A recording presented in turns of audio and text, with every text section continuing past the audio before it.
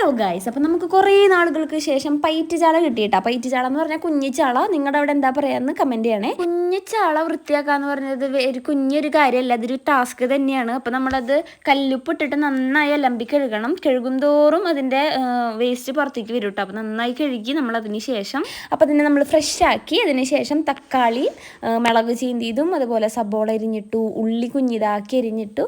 അതിനുശേഷം നമ്മൾ പച്ച വെളിച്ചെണ്ണ ഒഴിച്ച് കൊടുത്തു കേട്ടോ. കുറച്ച് ഉപ്പും പൊടി ഇട്ടു. അതിനുശേഷം നമുക്ക് പൊടികളൊക്കെ ചേർത്ത് കൊടുക്കാം കേട്ടോ. മുളക് പൊടി, മല്ലിപ്പൊടി, ഗരം മസാല, പെരിഞ്ചീരകം, പിന്നെ കുരുമുളക് പൊടിയും ചേർത്ത് കൊടുത്തു.